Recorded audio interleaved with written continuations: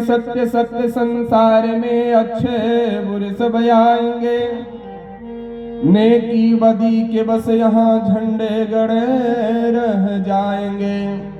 तो जाने न देना धर्म को मत लोभ करना धन धाम का।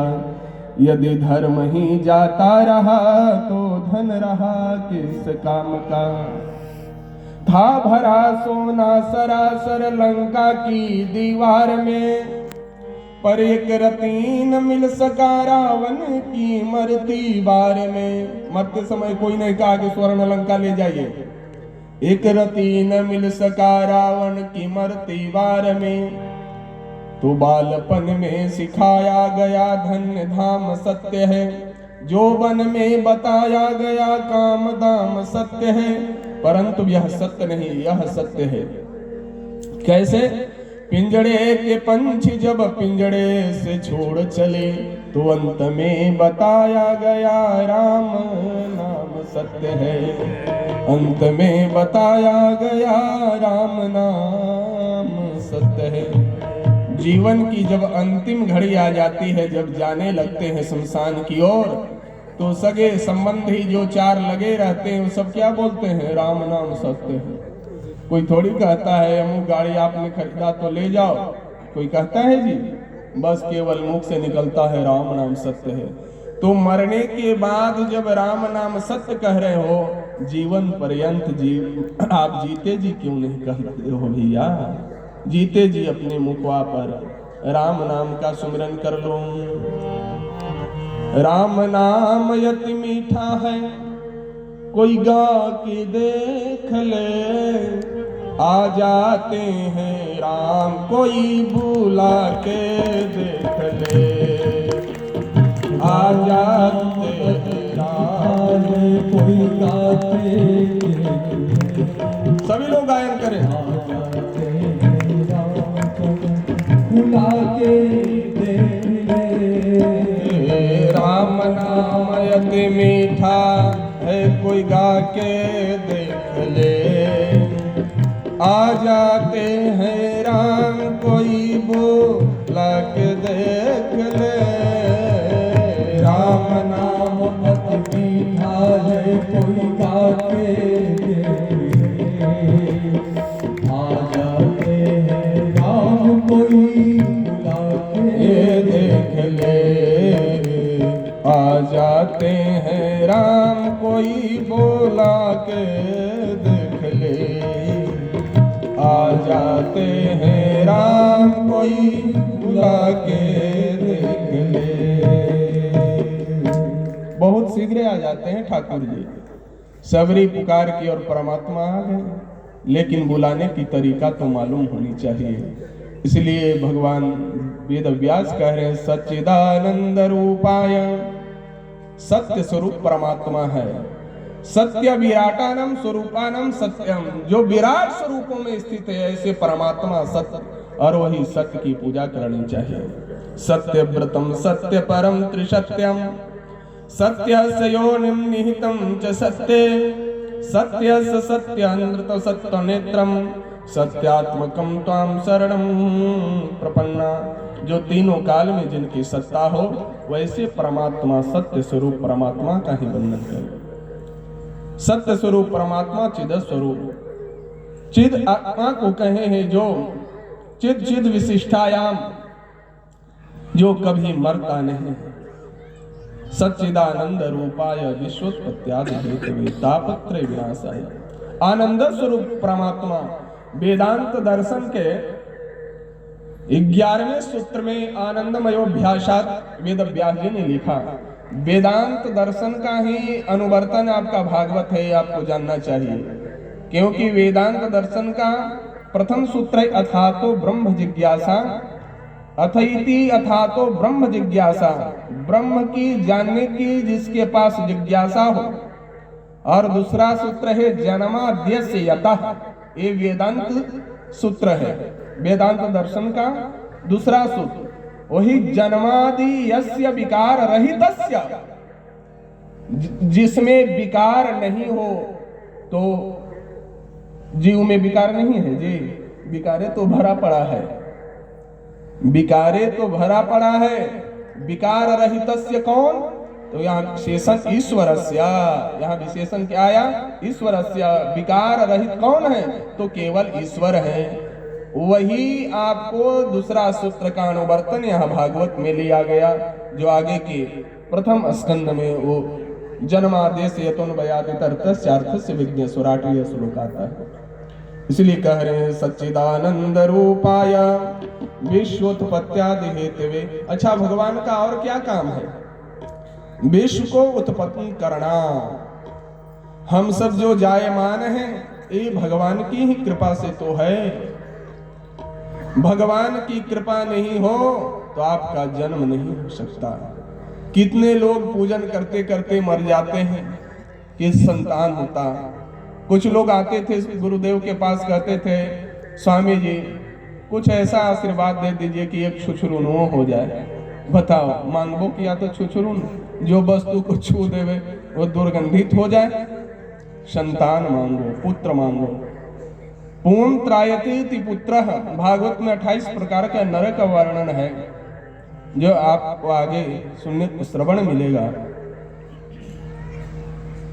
नरक जाने से अपने माँ और पिता को बचा ले, उसी का नाम है पुत्र। पूर्ण त्रायते इति पुत्र। त्रारक्षणे धातु व्याकरण में है, जो रक्षार्थ में अपने माँ बाप को पुत्र रक्षा करे, नरक में नहीं जाने दे, उसी संतान का नाम है पुत्र। इसलिए विश्व की उत्पन्न करने वाले कौन है? परमात्मा है।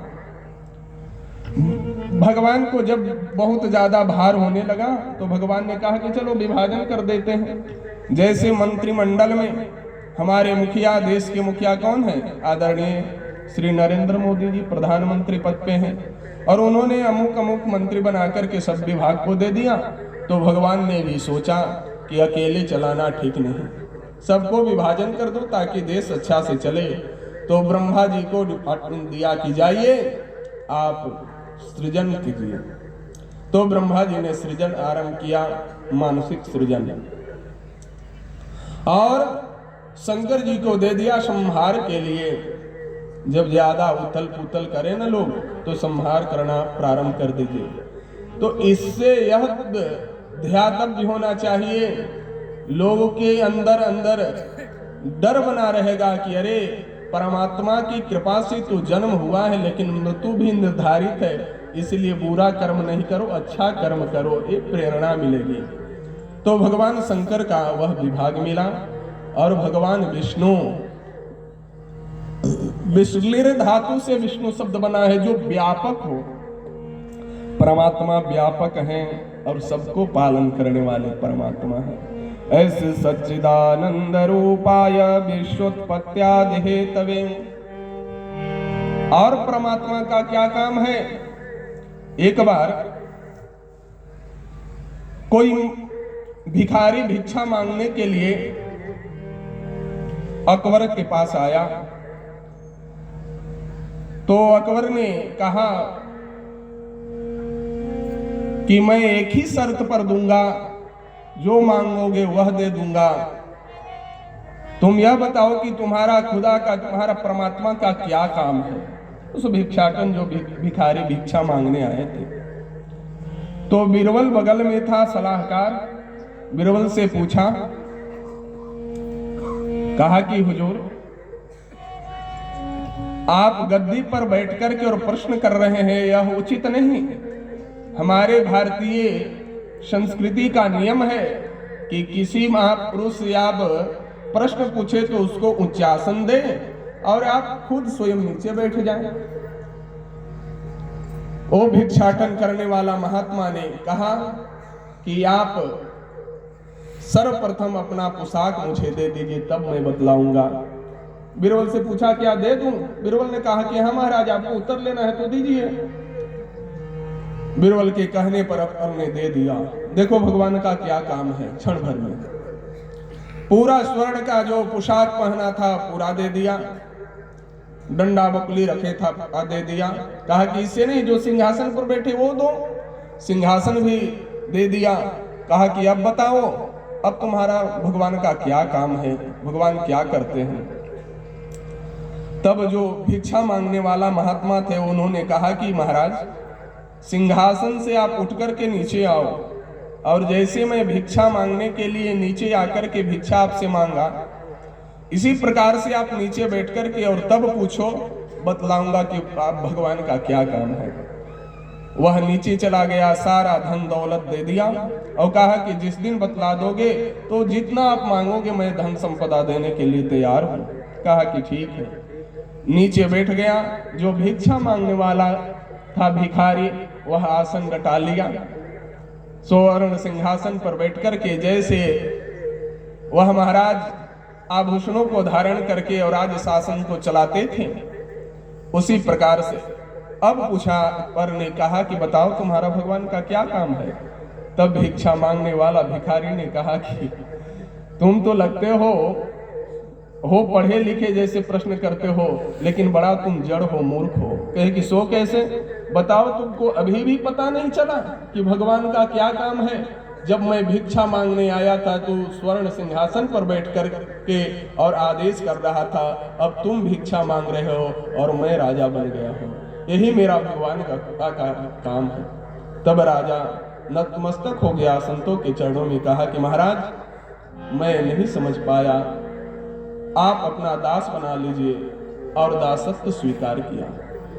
तो भगवान पल भर में क्या कर दे, राजा से रंग से राजा किसको बना देंगे, ये कहना बड़ा मुश्किल है। उनकी कृपा भ्रुकुटी थोड़ी सी विलास पर टेढ़ी हो जाए तो कुछ भी हो सकता है साहब। पंगु चढ़ाई गिरे वर गहना, मूक होई बाचाल, पंगु चढ़ई गिरिवर गहन, जा सुकृपा सुदया। उनकी कृपा, अगर प्रभु की कृपा हो जाए तो लंगड़ा भी वह पद पर चढ़ा जाता है और गूंगा भी सुमधुर वाणी से गायन करने लगता है, अंधे व्यक्ति भी देखने लगता है। ये परमात्मा की ही कृपा है। इसलिए परमात्मा क्या करते हैं, सच्चिदानंद रूपाय विश्वोत्पत्त्यादि हेतवे तापत्रय विनाशाय। अब सुनो भगवान का क्या काम है। तो 3 तापों को समन करना। क्या क्या ताप है आपके हमारे जीवन में? अरे दैहिक दैविक भौतिक तापा, दैहिक दैविक, दैहिक दैविक भौतिक तापा, दैहिक दैविक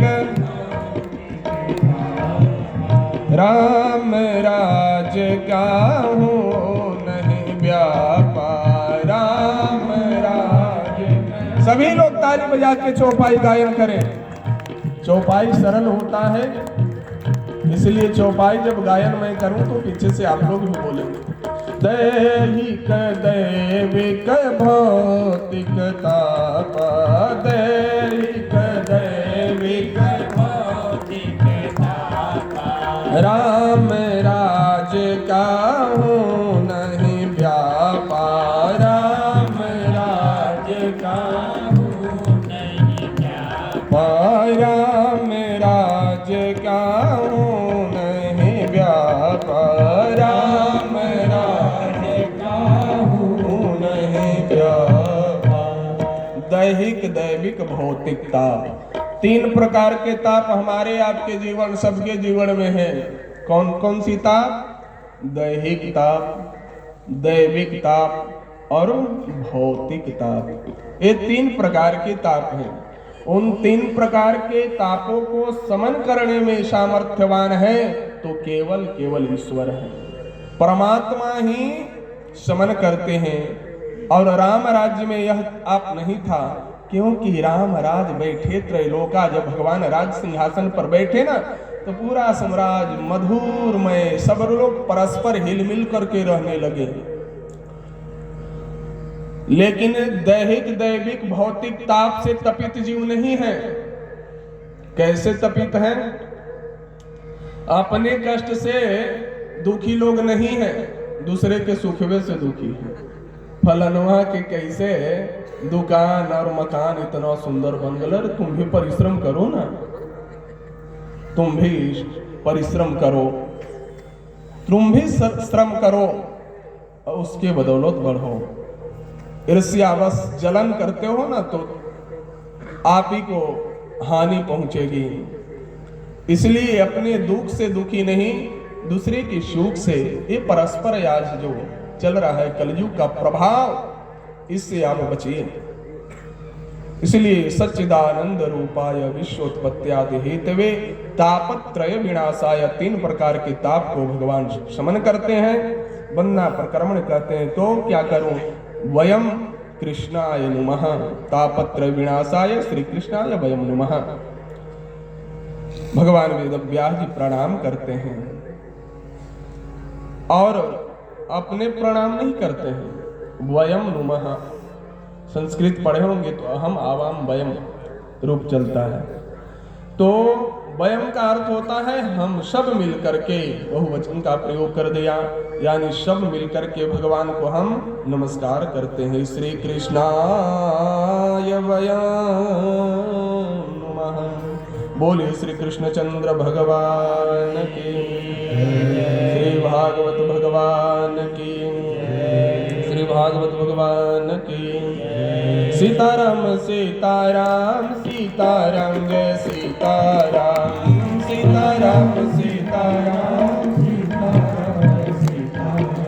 राजा राम राजा राम राजा राम जय राजा राम, राजा राम राजा राम राजा राम जय राजा राम, राजा राम राजा राम राजा राम जय राजा राम, राजा राम राजा राम राजा राम जय राजा राम। सीताराम सीताराम सीताराम जय सीताराम, सीताराम सीताराम सीताराम जय सीताराम। इस प्रकार से भागवत को आरंभ करते हुए महर्षि 88,000 ऋषि, शौनकादिक ऋषि और सूत जी से प्रश्न करते हैं, जिज्ञासा प्रकट करते हैं। नैमिषारण्य की पावन क्षेत्र में यह कथा कहाँ हो रही है? नैमिषारण्य की पावन क्षेत्र में। और आज से प्रारंभ है 7 दिनों तक चैनपुरा ग्राम में।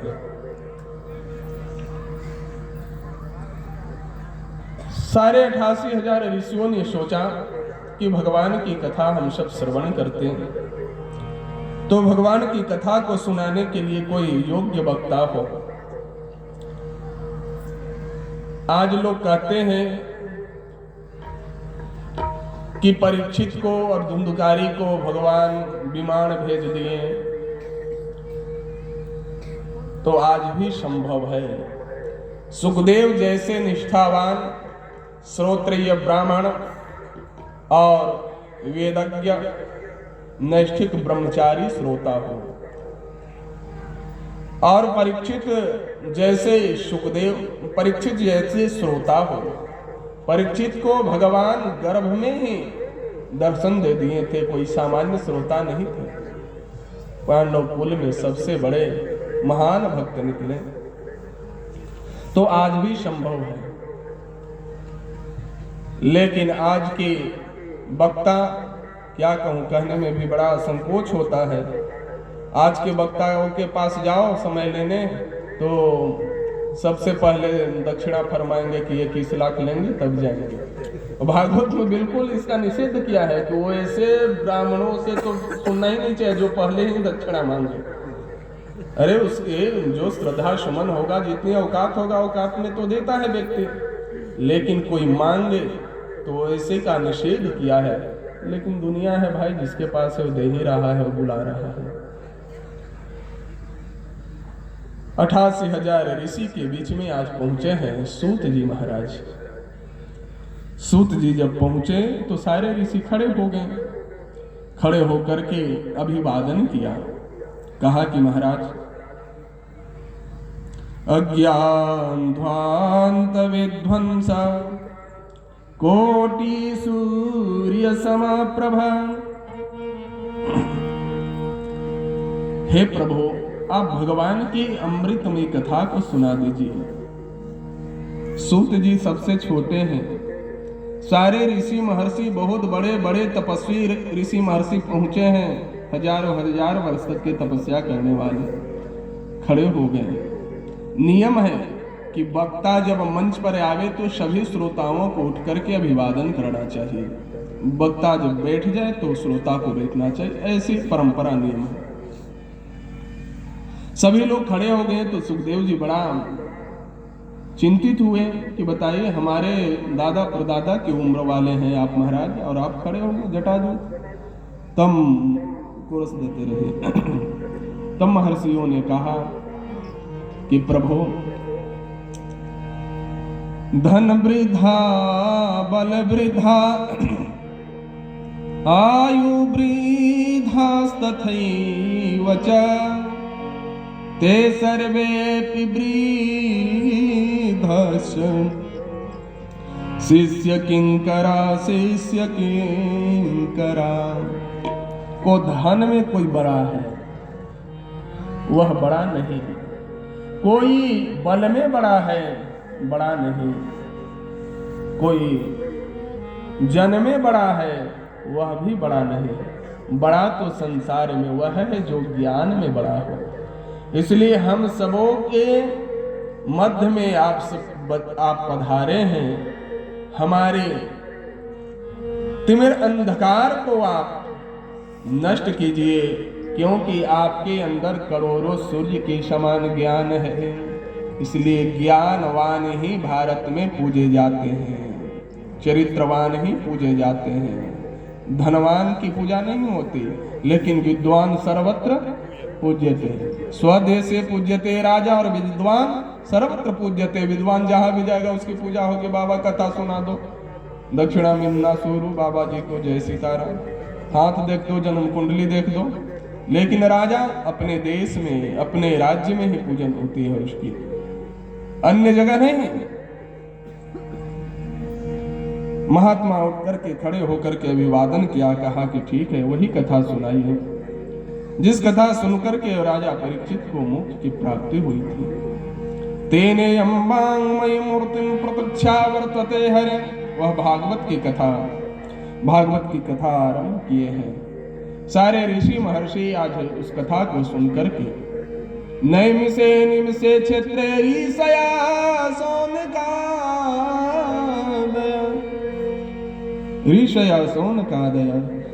सौनकादय के ऋषि सूत जी के श्री मुख से भगवान की अमृतमय कथा को गायन कर रहे हैं, श्रवण कर रहे हैं। सूत जी महाराज कह रहे हैं कि इस कथा को जो श्रवण करता है, मत कथा वाचकम नित्यम मत कथा श्रवणे रतम मत कथा पीतमनसम। मेरी कथा को जो गायन करता है, जो सुनता है, उन सबों का परम कल्याण हो, ऐसा भाव दर्शाते हुए जब कथा गायन कर रहे थे, उसी समय एक नारद जी उस मार्ग से जा रहे थे। एक अबला स्त्री जो है नारद जी को देख करके, ये अबला कोई और नहीं, यह भक्ति है और ज्ञान और वैराग्य नाम के दो उसके पुत्र हैं। लेकिन कलयुग के संसर्ग दूषित होने के कारण दोनों अचेत अवस्था में चले गए, दोनों की बुद्धि खराब हो गई, वृद्धावस्था को प्राप्त कर गए। तो मां जो है बहुत कारुणिक होती है, मां के हृदय में बहुत करुणा छिपी होती है। इसलिए देहाती कहावत में कहते हैं कि मैया के जीवा गैया ऐसन, बेटवा कितनो निकल जाए कसैया ऐसन। मां तो मां होती है। मां कि दिल में इतनी करुणा है, मां के दिल में बहुत करुणा होती है।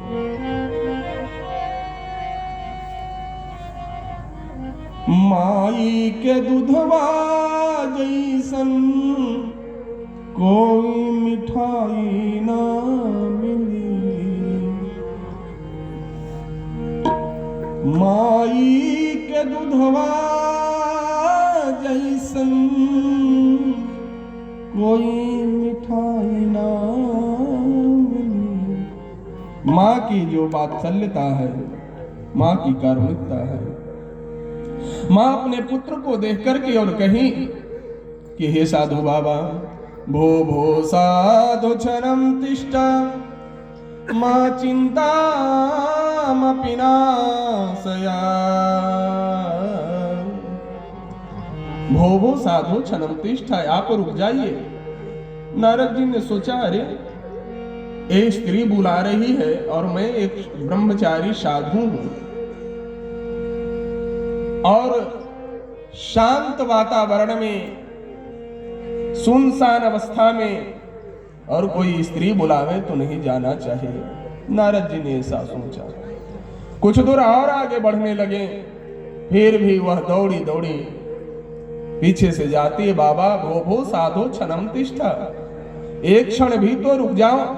लेकिन कैसे रुक सकते हैं नारद जी? नारद जी को तो श्राप है भगवान की जस गान और गुणानुवाद करते हुए संपूर्ण सृष्टि को प्रचार प्रसार करना। आगे बढ़कर के नारद जी ने सोचा कि नहीं, यह अबला जो है गिड़गिड़ा रही है, हो न हो कुछ रहस्य छिपा है। नारद जी रुक गए और कहे कि बताओ क्या कारण है, किम कारणम, क्या कारण है? तब भक्ति कहती है, प्रभु हमारी चिंता को आप ही दूर कर सकते हैं। आप ही एक महात्मा जो दूर कर सकते हैं, उपाय बता सकते हैं। संसार में कोई भी, संसार में आप सब जगह से थक जाएंगे, अंत में महात्माओं की शरण में जाते हैं तो आपका परम कल्याण हो जाता है। और आजकल तो देखिए सोशल मीडिया के जमाना है, कितने का एक हमारे महात्मा एक हैं युवा कल्याण कर रहे हैं। चाहे वर्तमान पीठाधीश्वर पूज्यपाद श्री स्वामी जी के पास आप जाके देखिए, शनिचर और मंगल या अन्य दिन भी भीड़ लगी रहती है। इसलिए संसार में आप सब जगह से थक जाएंगे तो केवल दो दरवाजा खुला है, परमात्मा की दरवाजा और एक संत की दरवाजा। इसलिए चलता फिरता संत को भगवान अपने स्वयं मुख से कहते हैं कि मेरा ही स्वरूप है। और संत के जाने के बाद सारा कष्ट जो है संत वह हर लेते हैं, समाप्त हो जाता है कष्ट। नारद जी को देख करके अपनी व्यथा को, वेदना को प्रकट की है भक्ति।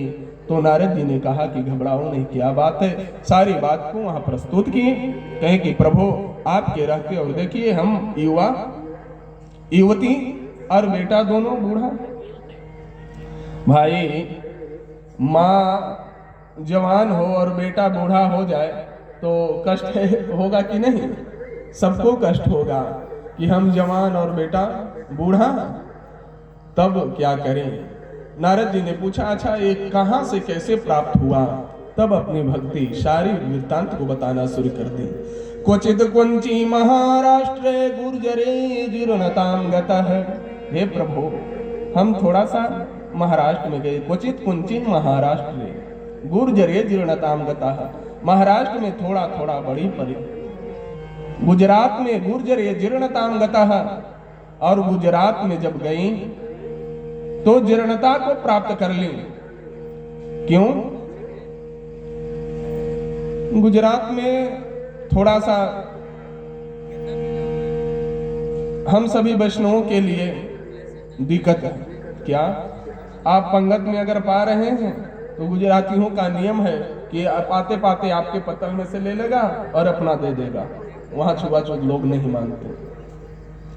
भक्ति जब वहां गई तो इस दृश्य को देख करके गुर्जरे जीर्णताम गता, जीर्णता को प्राप्त कर गई। जब जीर्णता को प्राप्त की तो महात्मा से मिले। नारद जी ने उपाय बताया, घबराओ नहीं, वृंदावन जाओ। और वृंदावन जैसे ही प्रवेश की है तो वृंदावन प्रवेश करते ही तरुणी प्रभुता की ही। आज वृंदावन जैसे ही प्रवेश की है तो अपने स्वरूप में आ गई। और भक्ति अत्र नृत्य च भक्ति महारानी नृत्य करने लगी, गायन करने लगी। वृंदावन का प्रभाव है। आप वृंदावन में जो भी गए हो, नहीं गए हो तो जरूर यात्रा करनी चाहिए। श्री बांके बिहारी जी का मंदिर, इस्कॉन मंदिर में जाएंगे तो अंग्रेज लोग भी ऊर्ध्वपुंड तिलक लगाकर अपने अपने छोटे बच्चे को तिलक करके, अपनी पत्नी को, और सब मृदंग लेकर के भाव में यह नृत्य करते हैं ठाकुर जी के सामने कि हम सब भारतीय भी फेल हैं उनके सामने। हमारी कल्चर को, हमारी सभ्यता संस्कृति को वह अपना रहे हैं, लेकिन हम लोग भूलते जा रहे हैं, हम लोग मॉडर्न में जा रहे हैं। एक युवा एक जगह कथा में कर रहा था तो प्रथम बार वैसा दृश्य देखा तो मैंने सोचा, क्या देखा? जींस पहने हुए था, पैंट तो ठेवना पर फटा हुआ था। तो मुझे बोध नहीं था, तो मैंने सोचा कि लगता है कि गरीब है बेचारा, इसके कारण फटा है। तो मैंने कहा कि बउआ लो 100 रुपया तुम और इसको सिलवा लेना। गुस्सा गया, कहा बाबा जी ऐसे बोलिएगा? चलिए, अरे तुम्हारे हितकर बात बतला रहे हैं तो आपको पता नहीं है? तो मैंने पूछा क्या हुआ बउआ बताओ, मैंने गलत बोल दिया क्या? तो हाँ गलत बोल दिए, ये मॉडर्न युग का है जींस ना, मॉडर्न युग में अब ऐसा ही चलेगा। बताओ, फटा हुआ, हमारे वेद में लिखा है कि फटा हुआ, कटा हुआ, जला हुआ, जो अग्नि से जल जाए वस्त्र उसको भग्नम वस्त्रम न दधातुम, वेद का ये वाक्य है। नहीं पहनना चाहिए वैसे वस्त्र को। इसलिए पुराने समय में, उस काल में माताएं सब जानती थी, भले वेद न पढ़ी हो लेकिन माताएं कुछ कुछ बातें जानती थी। फूटा बर्तन घर में न रखने देंगे कि न हटाओ, फूटा टूटा बर्तन रखने से घर की लक्ष्मी चली जाती है, दरिद्रता का आगमन हो जाता है। इसलिए वस्त्र भी सम्मार्जित पहनो हमारे की यहाँ। तो कहने का अभिप्राय है कि अंग्रेज लोग भारतीय संस्कृति सभ्यता को अपना करके गौरवान्वित महसूस हो रहे हैं, लेकिन भारतीय लोग कह रहे हैं कि संडे हो या मंडे रोज खाओ अंडे, उसी में मस्त हैं। इसलिए प्लीज इस व्यासपीठ से निवेदन मैं करता हूं, आप अपनी भारतीय संस्कृति को बचाओ, अपने युवा पीढ़ियों को संस्कार दो, अपने संतानों को संस्कार दो, तब आगे चल करके मैया माथा नहीं ठोकना पड़ेगा। बहुत सारे कुंडली मेरे पास आते हैं, बाबा का कहें 20 लाख रुपया खर्च किए कोटा में पढ़ाने के लिए, लेकिन बेटा हो गया मोटा, आया हुआ से तो तनी पैरों न छुआ, पैर भी प्रणाम भी नहीं किया। क्यों? क्योंकि आप वैसा संस्कार नहीं दिए। इसलिए वृंदावन की उस भक्ति भूमि में जाकर के और स्वयं नृत्य करना आरंभ कर दे। बोलिए श्री वृंदावन बिहारी लाल की। अब आइए पूज्यपाद प्रातः स्मरणीय नित्य वंदनीय परम पूज्यपाद श्री स्वामी जी महाराज, जिनके श्रीमुख वाणी हम सब श्रवण करने के लिए बहुत देर से ललायित हैं, तो स्वामी जी के श्रीमुख वाणी हम सब श्रवण करें। बोलिए स्वामी जी महाराज की। सभी लोग खड़े हो जाएं।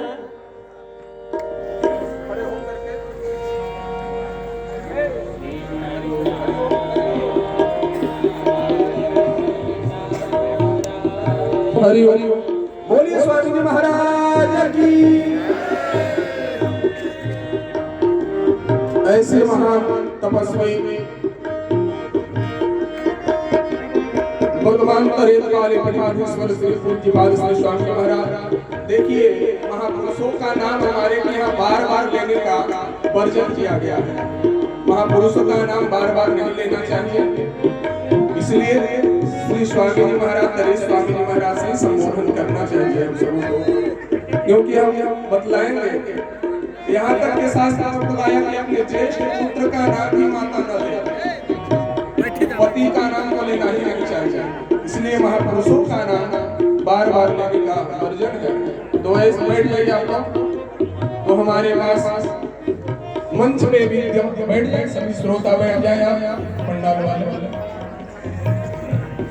पूज्यपाद श्री स्वामी जी महाराज, जिनकी वाणी ओजस्विता भारत के कोने कोने में अनेक मंचों पर, चाहे वह राजनीतिक मंच हो अथवा धार्मिक मंच हो, सभी मंचों पर स्वामी जी का आगमन होता है।